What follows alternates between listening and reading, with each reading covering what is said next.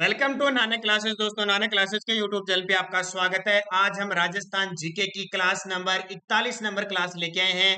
प्रतिदिन 50 क्वेश्चनों की क्लास जो रोज आपको शाम 8 बजे प्राप्त होती है, जिसमें हमारे सवाल आपके जवाब पर आधारित ये वीडियो शानदार इतिहास, भूगोल, कला, संस्कृति और पॉलिटिकल की क्लास है, जो राजस्थान के हर एक एग्जाम में बीएसटीसी, पीटेड, वनपाल, वन रक्षक, पटवार, REET, RS, RPSC college lecture, कोई भी एग्जाम राजस्थान के संदर्भ में हो, ये आपके लिए बहुत खास हो। बस बने रहिए रोज शाम 8 बजे और सुबह 7 बजे करंट अफेयर्स की क्लास में। जल्दी से वीडियो को लाइक कर दो, शेयर कर दो। अगर आप चैनल पे नए हैं तो इसको सब्सक्राइब कर लो। तो स्टार्ट करते हैं आज की बेहतरीन क्लास। 50 क्वेश्चन आपके, कितने क्वेश्चन सही कर पाते हो मुझे जरूर साथ में कमेंट करके बताना। सभी विद्यार्थियों को गुड इवनिंग, गुड इवनिंग सभी को। और शुरुआत करने जा रहे हैं पहले क्वेश्चन से। जसनाथ जी ने कितने वर्ष की आयु में कतरिया सर में जीवित समाधि ली थी? बहुत इंपॉर्टेंट क्वेश्चन है अभी।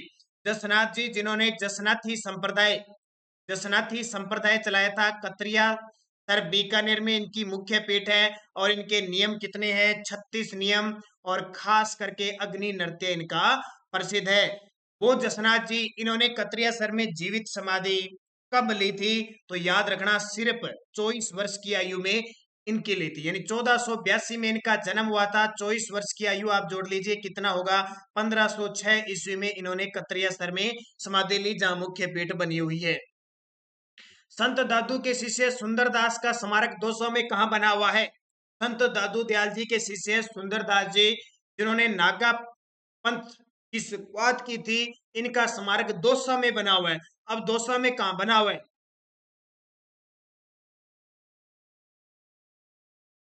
झांसी रामपुरा में, अबानेरी में, बांडारेज में, या फिर गेटोलाव में? तो याद रखना, गेटोलाव दौसा में संत दादू दयाल जी के शिष्य सुंदरदास जी, जो दादू पंथी के नागा शाखा के प्रवर्तक थे, जिन्हें राजस्थान का क्या कहते हैं? दूसरा राजस्थान का शंकराचार्य कहा जाता है।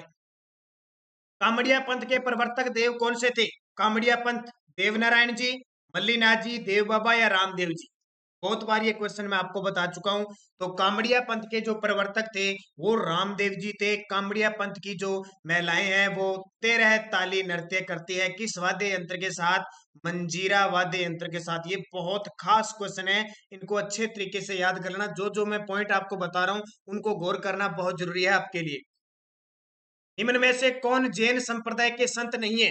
इनमें से कौन है जैन संप्रदाय के संत नहीं है? आचार्य तुलसी, आचार्य महाप्रज्ञ, आचार्य भिक्षु, रामानुजमचार्य। तो सीधा सा पढ़ा है इसके अंदर।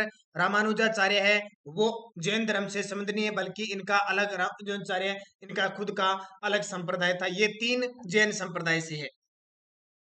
लकड़ी व ऊंट की खाल पर सुनहरी नक्काशी और चित्रकला हेतु राजस्थान लघु उद्योग निगम द्वारा प्रशिक्षण केंद्र कहाँ संचालित किया जा रहा है? लकड़ी पर और ऊंट की खाल पर सुनहरी नक्काशी और चित्रकला हेतु राजस्थान लघु उद्योग निगम द्वारा प्रशिक्षण दिया जाता है, वो किस शहर में दिया जा रहा है? चिरोई में, जयपुर में, चूरू में, या फिर बीकानेर में? इससे बहुत आसान तरीके से आपको पता लग जाएगा कि दो चीजें हिंट आपको मिल गया। ऊंट की खाल पर जो सुनहरी नक्काशी करते हैं, उस्ताद करते हैं, उस्ता कला कहते हैं। तो उस्ता कला कहाँ की है? बीकानेर की है, जाहिर सी बात है। और आपसे पूछे सुनहरी टेराकोटा कहाँ की प्रसिद्ध है? सुनहरी टेराकोटी, जैसे सुनहरी पोटरी, ठीक है, सुनहरी पोटरी कहाँ की प्रसिद्ध है? बीकानेर की। राजस्थान की प्रथम महिला महिला विधायक थी? ये क्वेश्चन तो आपको पता ही है, बहुत बार मैं आपको बता चुका हूं। राजस्थान की प्रथम महिला विधायक थी। तो प्रथम महिला विधायक यानी एमएलए, एमएलए का मतलब विधानसभा अध्यक्ष, मेंबर ऑफ लेजिस्लेटिव असेंबली। विधानसभा की प्रथम महिला सदस्य कौन थी? तो उसका नाम हो जाएगा यशोदा देवी। कौन थी? यशोदा देवी, जो बांसवाड़ा से 1953 में उपचुनाव हुआ था। आपको पता है ना, प्रथम विधानसभा ऐसी विधानसभा थी, आज तक सबसे ज्यादा उस विधानसभा में सबसे ज्यादा उपचुनाव हुए थे, 17 उपचुनाव हुए थे 1953 में। और कौन सी पार्टी थी? प्रजा समाजवादी पार्टी से ये जीत कर आई थी, और पहली महिला विधायक बनने का गौरव प्राप्त होता है यशोदा देवी को 1953 में। सुमित्रा सिंह 12वीं विधानसभा के अंदर विधानसभा अध्यक्ष थी। कमला बेनीवाल हमारे राजस्थान की पहली महिला मंत्री बनी थी मोहनलाल सुखाड़िया के कार्यकाल में, वही क्या बनी थी, उप मंत्री बनी थी। और नगेंद्र बाला राजस्थान की पहली महिला जिला प्रमुख जो कोटा की बनी थी। तो ये सारे आपको क्लियर हो जाने चाहिए। तो उत्तर क्या हो गया, यशोदा देवी। विधानसभा चुनाव में अस्पष्ट बहुमत के कारण राजस्थान में राष्ट्रपति शासन कब लागू किया गया, यानी अनुच्छेद 356। विधानसभा चुनाव में अस्पष्ट बहुमत के कारण राजस्थान में राष्ट्रपति शासन कब लागू किया गया, 1977, 1980, 1967 या फिर 1992। तो ध्यान रखना, अस्पष्ट बहुमत के कारण 1967 में लगा था। राजस्थान में 4 बार राष्ट्रपति शासन लगा है, आपको पता है 356 का। पहली बार 1967 में, फिर 1977 में, फिर 1980 में और फिर 1992 में। 4 बार राष्ट्रपति शासन लगा हुआ है। ये इंपॉर्टेंट क्वेश्चन है, पेपर में पूछा जाता है। और जब लगा था पहली बार तो मोहनलाल सुखाड़िया, पहली बार 1967 में लगा था। और मुख्यमंत्री कौन थे, मोहनलाल सुखाड़िया। इस विधानसभा चुनाव में राजस्थान विधानसभा की सदस्य संख्या 184 से बढ़ाकर 200 कर दी। अभी 2019 के एक एग्जाम में क्वेश्चन आया था ये। तो इस विधानसभा चुनाव में राजस्थान विधानसभा की जो सदस्य संख्या है 184 से बढ़ाकर 200 कर दी। चौथी, पांचवी, छठी, सातवीं, सीधा सीधा याद रखना छठी में। और कब, सन भी पूछे 1977 78 में। अब देखिए वर्तमान में राजस्थान विधानसभा की सीटें कितनी है, 200। कितनी है, 200। जब पहली बार चुनाव हुए थे तब 160 थी। और 30 कौन सी थी, धारा सभा थी, 190 हो गई। फिर चौथी में 176 हो गई। और छठी में कितनी होगी, 184 हो गई। ये छठी तक 184 थी और छठी में बढ़कर कितनी होगी, 200। यहाँ पे थोड़ा सा बता देता हूँ।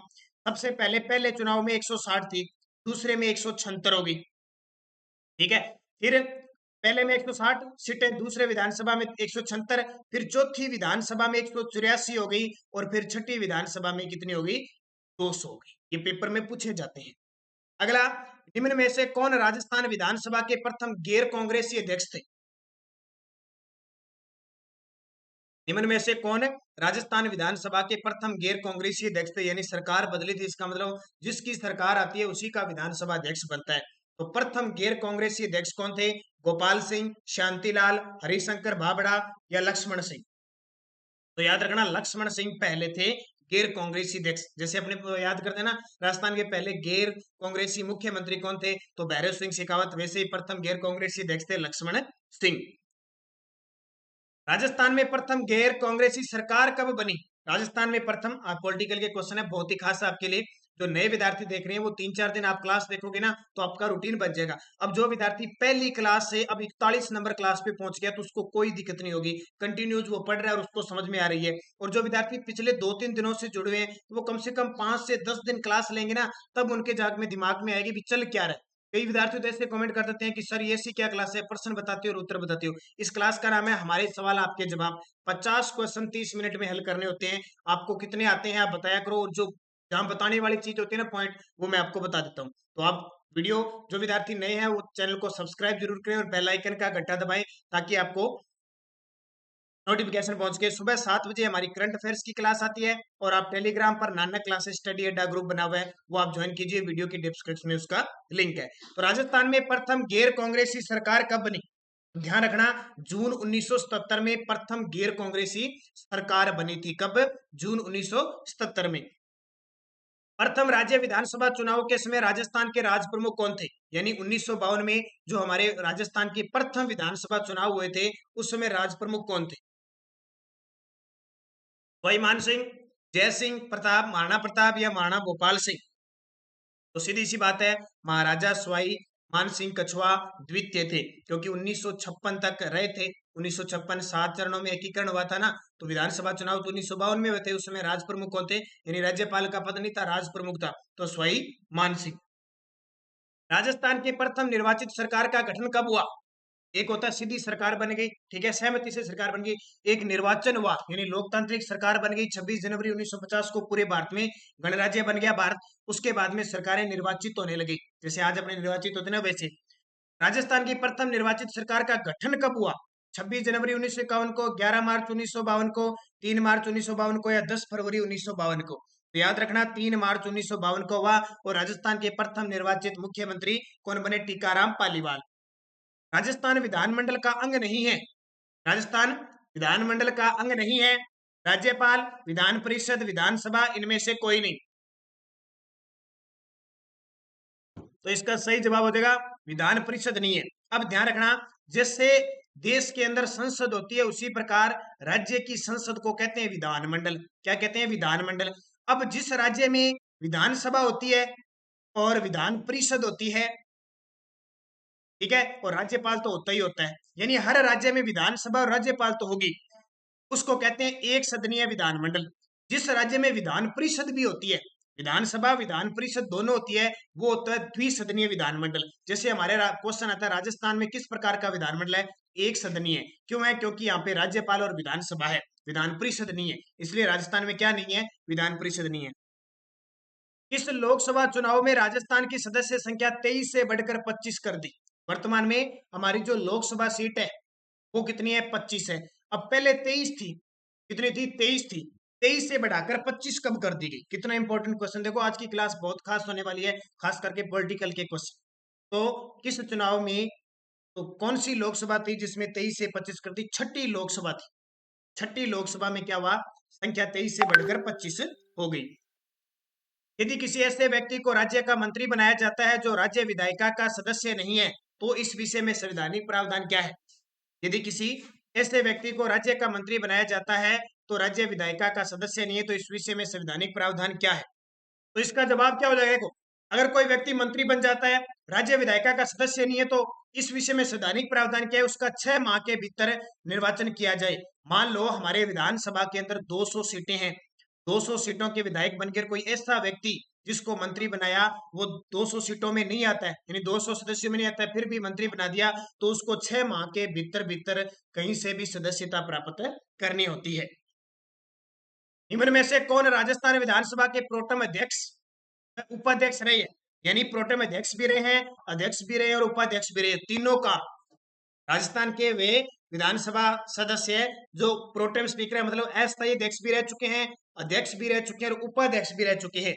पूनम चंद बिश्नोई, निरंजन नाथ आचार्य, शांतिलाल चपलोत, परशुराम मदेरणा। देखो इस प्रकार के क्वेश्चन पेपर में आने लगे आजकल, सीधे सीधे क्वेश्चन आने लगे, पेपर में आते ही हैं। अभी आपने कांस्टेबल का पेपर देखा था, 2-3% तो ऐसे आए, निम्न में से कौन विधानसभा का उपाध्यक्ष नहीं रहा, निम्न में से कौन विधानसभा का अध्यक्ष नहीं रहा, उपाध्यक्ष नहीं रहा, ऐसे प्रश्न आने लगे थोड़ा डीपली। और जो क्वेश्चन इस प्रकार के क्वेश्चन सही कर देता है, मान के चलो उसका सिलेक्शन निश्चित है। ये क्वेश्चन ही तो बस आजकल 2-4 क्वेश्चन ही है जो इधर से उधर कर देते हैं। तो याद रखना इस क्वेश्चन को, जो प्रोटेम अध्यक्ष, अध्यक्ष और उपाध्यक्ष रहा है पूनम चंद बिश्नोई। राजस्थान में पहली विधानसभा का समय था, राजस्थान में पहली विधानसभा का समय था 1952 से 1957। और आज जाके जिन विद्यार्थियों को विधानसभा के बारे में कुछ पता नहीं चला है और प्रश्न गलत हो रहे हैं, तो जाके विधानसभा, राज्य की विधानसभा पूरी पढ़ोगे, और पढ़ना बहुत जरूरी है, पेपर में क्वेश्चन आते ही आते हैं। राज्यपाल, मुख्यमंत्री और विधानसभा तो निश्चित तौर पर क्वेश्चन आते हैं हर एग्जाम में। राजस्थान विधानसभा का कौन सा द्वार जयपुर शैली में बना हुआ है? राजस्थान विधानसभा का कौन सा द्वार है वो जयपुर शैली में बना हुआ है? आपको पता है ना, विधानसभा के द्वार है चार, चारों के चारों अलग अलग शैली में बना हुआ है, तो कौन सा द्वार है? वो जयपुर शैली में बना हुआ है, तो उत्तरी पूर्वी द्वार है वो जयपुर शैली में बना हुआ है। राज्य में पहली बार ईवीएम में नोटा बटन की व्यवस्था कौन से विधानसभा चुनाव के दौरान की गई? इलेक्ट्रॉनिक वोटिंग मशीन के अंदर नोटा बटन की, नोटा यानी कोई भी इच्छा नहीं होती है किसी को वोट डालने की, तो हम वोटा नोटा में डाल देते हैं। ये व्यवस्था कौन सी विधानसभा चुनाव के दौरान हुई? अभी है ना, आपको पता है, लेकिन आपको पता होना चाहिए किस विधानसभा के दौरान। देखो कितने इंपॉर्टेंट क्वेश्चन है, याद रखना, दिमाग में रहना चाहिए आपके। तो ध्यान रखना, 14वीं विधानसभा के दौरान ईवीएम में नोटा बटन की व्यवस्था की गई। अब कौन सी चल रही है? 15वीं विधानसभा चल रही है वर्तमान में, और उसके अध्यक्ष कौन है? सीपी जोशी। संपूर्ण देश के एकमात्र विधायक जो प्रथम 10 विधायक चुनाव में लगातार जीते, यानी ऐसे विधायक जो शुरुआत 1952 से लेकर, यानी शुरुआत की 10 विधानसभा के सदस्य बने, 10 विधानसभाओं के 10 बार विधायक लगातार बने, जिन्हें राजस्थान का चाणक्य कहते हैं, हरिदेव जोशी, जो 3 बार मुख्यमंत्री भी रहे थे। पहली बार किसी भी दल को स्पष्ट बहुमत न मिलने के कारण राष्ट्रपति शासन कौन सी विधानसभा के समय लागू हुआ? राष्ट्रपति शासन है कौन सी विधानसभा के समय लागू हुआ? तो आपको पता है कि एक बार ऐसा हुआ कि स्पष्ट बहुमत नहीं मिला तो राष्ट्रपति शासन लगाना पड़ा। राष्ट्रपति शासन लगाना पड़ा तो वो है चौथी विधानसभा। कौन सी? चौथी विधानसभा। स्पष्ट बहुमत नहीं मिल रहा था। मोहनलाल सुखाड़िया उस समय राष्ट्रपति प्रधान मुख्यमंत्री थे, सॉरी, और 1967 की ये बात है। मुख्य सचिव के पद पर नियुक्त होने वाले अधिकारी का निम्न द्वारा चयन किया जाता है। जो मुख्य सचिव के पद पर नियुक्त होता है, उस अधिकारी का चयन कैसे होता है, कौन करता है, उसको नियुक्त कौन करता है? राज्यपाल करता है, मुख्यमंत्री करता है, गृह मंत्री करता है, राष्ट्रपति। एक तो ध्यान रखना, उसका चयन होता, कहते हैं उसकी नियुक्ति होती है, ठीक है, उसका निर्वाचन नहीं होता है, न मनोनीत होता है, वो नियुक्त होता है। अब नियुक्त किसके द्वारा किया जाता है? तो हमेशा मुख्य सचिव को मुख्यमंत्री नियुक्त करता है। बस याद रखना, मुख्य से मुख्य। मुख्यमंत्री शपथ दिलाता है, हटाने का अधिकार भी किसको होता है? मुख्यमंत्री को। अभी आपने देखा होगा, केंद्र और पश्चिम बंगाल का जो मुख्यमंत्री ममता बनर्जी, उनके बीच विवाद चल रहा है, आपने देखा होगा, दोनों के भी विवाद चल रहा है, और वहां के जो मुख्य सचिव है वो उनको केंद्र सरकार प्रतिनियुक्ति भेज रही है, यहाँ विवाद चल रहा है, देखा हो ना? तो वो सब मुख्यमंत्री पर डिपेंड कर रहा है, उसमें कहीं भी राज्यपाल का नाम नहीं आ रहा है, ये याद रखना। वर्तमान में हमारे राजस्थान के मुख्य सचिव है निरंजन आर्य। राजस्थान में राज्य सचिवालय में स्थित विभाग कहलाते हैं। राज्य में जो राज्य सचिवालय में स्थित विभाग होते हैं उनको प्रशासनिक विभाग कहते हैं, और प्रशासनिक विभाग का मुख्य होता है मुख्य सचिव, और ये जयपुर में इसका मुख्यालय 1949 में इसकी स्थापना हुई थी। निम्न में से राजस्थान के प्रथम मुख्य सचिव कौन थे? इसका जवाब तो आप दे दोगे, जो कंटिन्यूज क्लास देखते हैं मेरी, शायद ही कोई गलत करेगा। तो के राधाकृष्णन राजस्थान के प्रथम मुख्य सचिव थे। आपसे पूछे राजस्थान की प्रथम महिला मुख्य सचिव कौन थी? तो कुशल सिंह थी। राजस्थान की प्रथम महिला कौन है जिन्हें राजस्थान के मंत्रिमंडल में स्थान मिला? ये क्वेश्चन आगे देखो, और मैंने आपको बताया था। राजस्थान की प्रथम महिला कौन है जिन्हें राजस्थान के मंत्रिमंडल में, अब कई शब्द मंत्रिमंडल का समझ लेना, मंत्री परिषद के अंदर ध्यान रखना, ये मंत्रिमंडल नहीं है, यहां मैं मंत्री परिषद यूज करूंगा शब्द, क्योंकि मंत्रिमंडल का मतलब तो होता है कैबिनेट मंत्री, और मंत्री परिषद का मतलब होता है कि कैबिनेट, राज्य और उप मंत्री कोई भी पद मिल सकता है। तो वो कौन थी? कमला बेनीवाल थी। मोहनलाल सुखाड़िया के समय ये उप मंत्री बनी थी। राजस्थान वित्त निगम आरएफसी की स्थापना किस वर्ष हुई, जिसका मुख्यालय जयपुर में? ये क्वेश्चन भी पिछले कांस्टेबल के अंदर आया था। और जो विद्यार्थी कांस्टेबल की भर्ती का इंतजार कर रहे हैं, तो बजट में 8000 पदों की घोषणा की हुई है, मान के चलो गृह विभाग में हुई है, तो इसमें से 5500 या 6500 के आसपास वापिस राजस्थान पुलिस की भर्ती आने वाली है। अब वो इस साल आ जाए या अगली साल आ जाए, ये पता नहीं है कब घोषणा की जाती है। तो वित्त निगम की स्थापना 1955 के अंदर होती है। अगला, राजस्थान में लोहे के औजारों को बनाने के लिए कौन सा जिला प्रसिद्ध है? राजस्थान में लोहे के औजारों को बनाने के लिए कौन सा जिला प्रसिद्ध है? राजस्थान में लोहे के औजारों को बनाने के लिए कौन सा जिला प्रसिद्ध है? तो कौन सा? धातु नगरी के नाम से कौन प्रसिद्ध है? नागौर जिला प्रसिद्ध है। जयपुर जिले में मानपुरा माचेडी किस रूप में विकसित किया गया है? जयपुर जिले में मानपुरा माचेडी किस रूप में विकसित किया गया है, किसके लिए प्रसिद्ध है? तो ध्यान रखना, मैं बता देता हूं, लेदर कॉम्प्लेक्स के रूप में। किस रूप में? लेदर कॉम्प्लेक्स के रूप में जयपुर का मानपुरा माचेडी विकसित किया गया है। रिक्को तथा कोटरा राजस्थान में साउथ कोरियन इंडस्ट्रियल जोन की स्थापना गिलोट में करेगी, उस जिले का नाम क्या है? एक तो रिको और कोटरा, दो कंपनी है, एक कोटरा कंपनी है, ये आपको साउथ कोरिया की कंपनी है, और एक रिको हमारे राजस्थान की औद्योगिक क्षेत्र की सबसे बड़ी संस्था है। दोनों मिलकर राजस्थान में साउथ कोरियन इंडस्ट्रियल जोन की स्थापना गिलोट में करेगी। उस जिले का नाम क्या है? तो गिलोट कहाँ पे है? तो गिलोट अलवर के अंदर है। ध्यान रखना, गिलोट में ही राजस्थान का दूसरा जापानी पार्क बन रहा है, और पहला कहाँ पे? निमराना, अलवर के अंदर। ये क्वेश्चन पेपर में पक्का पूछा जाएगा कहीं ना कहीं। जयपुर में कछुआ राजवंश की आराध्य देवी थी। ये क्वेश्चन मैं आपको बहुत बार बता चुका हूं। जयपुर में कछुआ वंश की आराध्य देवी कौन थी? आराध्य देवी, ए और इष्ट देवी एक ही बात होती है। आराध्य देवी, इष्ट देवी एक होती है, कुल देवी, कुल देवी अलग होती है। तो कछुआ वंश की कुल देवी तो जमुआई माता, इष्ट देवी या आराध्य देवी है शीला देवी। टेराकोटा ऑफ राजस्थान के लेखक कौन है? टेराकोटा ऑफ राजस्थान पुस्तक के लेखक कौन है? टेराकोटा जो मिट्टी के बर्तन, पकी हुई मिट्टी के बर्तन जो बनाए जाते हैं ना, कलाकृति बनाई जाती है, वो टेराकोटा मुलेला गांव राजसमंद की प्रसिद्ध है। तो doctor Pramod Kumar terracotta of Rajasthan के लेखक हैं। राजस्थान राज्य में वैष्णव धर्म का सर्वप्रथम उल्लेख कहाँ मिलता है? राजस्थान राज्य में वैष्णव धर्म का सर्वप्रथम उल्लेख कहाँ मिलता है? तो गोसोंडी लेख में मिलता है। गोसोंडी जो शिलालेख है चित्तौड़गढ़ के अंदर, वहां सबसे पहले वैष्णव धर्म का उल्लेख मिलता है। राजस्थान में जाम्बोजी द्वारा प्रतिपादित 29 नियमों का पालन करने वाली अनुयायी क्या कहलाती है? बड़ा ही आसान सा क्वेश्चन है। जाम्बोजी के द्वारा प्रतिपादित 29 नियमों का पालन करने वाली जाति पर्यावरण प्रेमी बिश्नोई कहलाती है। बिश्नोई दो तीन मनीषा बिश्नोई, मोनिका बिश्नोई, ममता बिश्नोई, ठीक है, सोनिया, जो भी विद्यार्थी हैं बिश्नोई संप्रदाय से संबंध रखते हैं, उनके 29 नियम होते हैं। और उनसे मैं रिक्वेस्ट करूंगा, जो भी विद्यार्थी बिश्नोई संप्रदाय से संबंध रखते हैं, जाम्बोजी के प्रवर्तक है जिन्हें विष्णु का अवतार कहते हैं, वो कृपया करके 29 नियमों को याद रखनी है। ठीक है, हालांकि कोई जरूरी नहीं है, लेकिन मैं वैसे ही कह रहा हूँ कि आप जिस संप्रदाय से संबंध रखते हैं, आपके नियम आपको पता होना चाहिए बढ़िया तरीके से। तो बिश्नोई संप्रदाय के 29 नियमों को लागू करने वाले जाम्बोजी।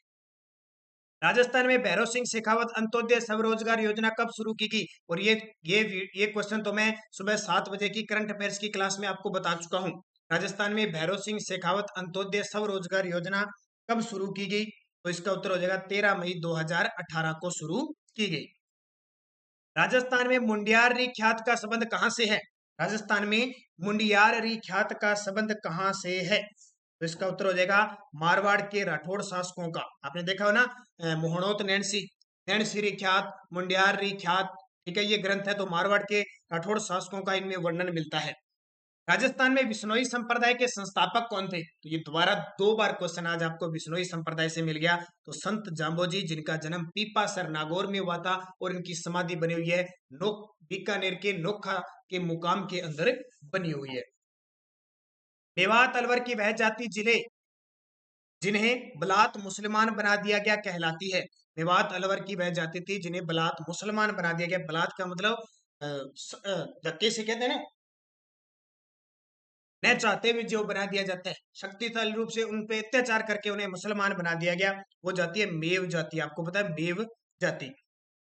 राजस्थान के लोक देवता गोगा जी का प्रतीक चिन्ह क्या है? राजस्थान के लोक देवता गोगा जी का प्रतीक चिन्ह है, गोगा जी क्या रखते हैं? गोगा जी का प्रतीक चिन्ह है सर्प। गोगा जी को हंपों के देवता कहा जाता है। दादूपंथी संप्रदाय की मुख्य गद्दी राजस्थान में किस स्थान पे है? दादूपंथी संप्रदाय की मुख्य गद्दी, तो बहुत बार आपको बता चुका हूं, नारायणा जयपुर के अंदर इनकी मुख्य गद्दी बनी हुई है। राजस्थान के पीपासर गांव का संबंध है। आज बिश्नोई संप्रदाय से कई क्वेश्चन आपके सामने आ चुके हैं। तो आज जो विद्यार्थी इस संप्रदाय से संबंधित नहीं जानते हैं, तो आज जाम्बोजी के बारे में पूरी डिटेल पढ़ोगे। जन्म, मृत्यु, क्या क्या उपदेश दिए, किसको सबसे बड़ा, पूरी डिटेल पढ़नी है। लिख लिया, देखो मैं आपको रोज कहता हूँ कि कॉपी पेन लेके बैठा करो। जो टॉपिक नहीं आ रहा या मैं जिसके बारे में कह रहा हूँ वो पढ़ना है, तो जाम्बोजी के बारे में आज जाके आपको पढ़ना है। तो किससे संबंधित है? संत जाम्बोजी से। परमहंस मंडली का संबंध राजस्थान में किससे है? परमहंस मंडली का संबंध राजस्थान में किस संप्रदाय से है? तो जसनाथी संप्रदाय से परमहंस मंडली का संबंध है। सिख धर्म के सर्वाधिक अनुयायी राजस्थान में किन जिलों में पाए जाते हैं? सिख धर्म के सर्वाधिक अनुयायी राजस्थान में किन जिलों में पाए जाते हैं? सिख धर्म के, सिख धर्म जहां पंजाब की बॉर्डर लगती है, गंगानगर और हनुमानगढ़ में पंजाबी सबसे ज्यादा चलती है। राजस्थान में जसनाथी संप्रदाय के प्रवर्तक श्री जसनाथ जी का जन्म स्थान कहाँ हुआ था? पहला क्वेश्चन था और अब यहाँ फिर क्वेश्चन आ गया। राजस्थान में जसनाथी संप्रदाय के प्रवर्तक श्री जसनाथ जी का जन्म स्थान कौन सा है? कतरियासर, बीकानेर के अंदर है। राजस्थान में राम सनई किसके उपासक थे? यानी राजस्थान में राम सनई किसके उपासक है? ये लोग मूर्ति पूजक होते हैं, भगवान श्री राम के उपासक है, निर्गुण निराकार ब्रह्मा के उपासक है। तो याद रखना, राम सनई संप्रदाय के जो भगत है वो निर्गुण निराकार ब्रह्मा के उपासक हैं। राजस्थान के लोक संत जाम्बोजी का जन्म कहाँ?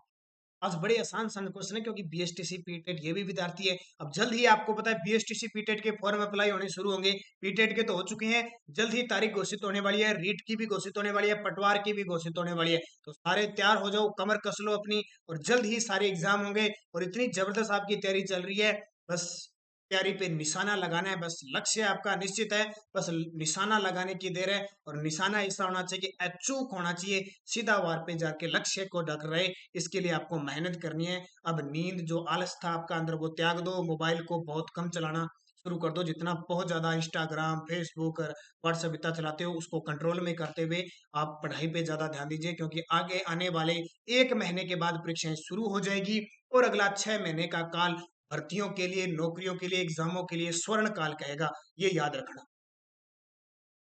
और इस भीड़ में जिसने मौका लगाकर अपना लक्ष्य बना लिया, वो चूकेगा नहीं और कामयाब हो जाएगा। जो रह गया सो रह गया। जाम्बो जी का जन्म पीपासर नागौर में।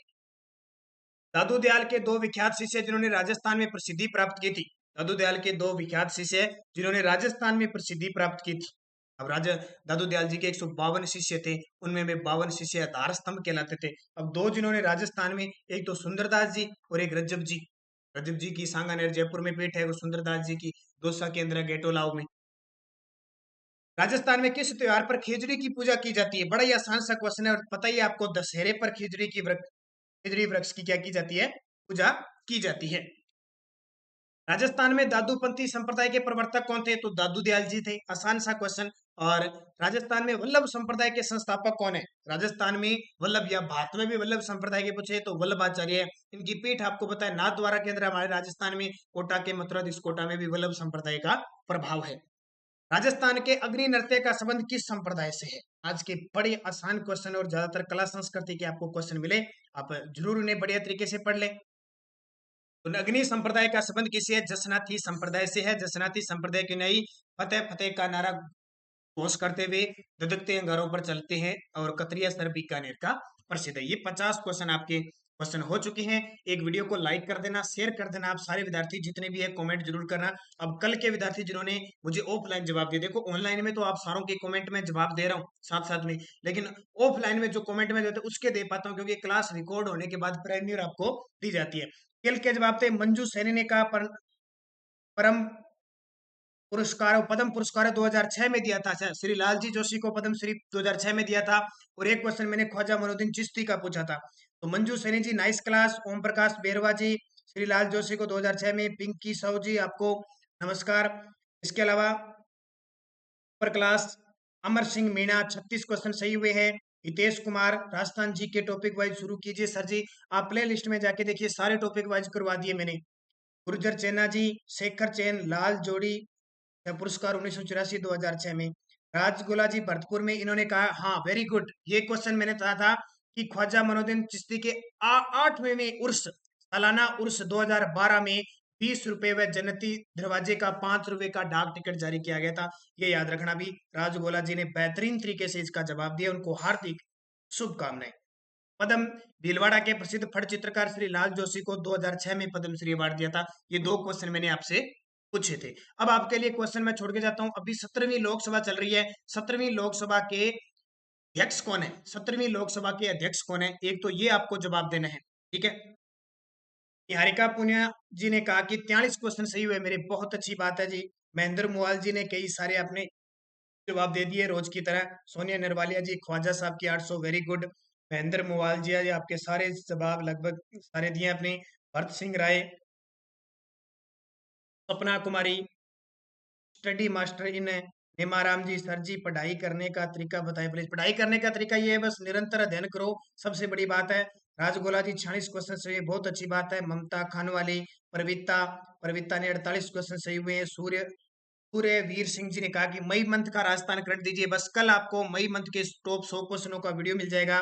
ममता खान वाली सर डिलीट हो जाते हैं क्वेश्चन, ये कोई समस्या चल रही है। विक्रम मेघवाल जी जय हिंद आपको। सोनिया नरवालिया, लाल जोशी, इसके अलावा Swati Agrawal, Nikesh Samaria, Daksh Kaswa, Sunita Kachura, Mahendra Muwal good evening. Niharika Punia good evening आपको भी। मनीषा बिश्नोई, जय श्री कृष्णा, जय जय राधे कृष्णा। पूजा शर्मा, मोनिका बिश्नोई, सभी विद्यार्थी जो कमेंट में जवाब देते हैं। पवन राठौड़ है, सोनिया राठौड़ है, इसके अलावा दिनेश कुमार सुतार है, दिनेश पुनिया है। इन सभी के जवाब जो शानदार तरीके से जो जवाब देते हैं। जगजीवन सिंह है। धन्यवाद, जय हिंद। वीडियो को लाइक शेयर जरूर करना।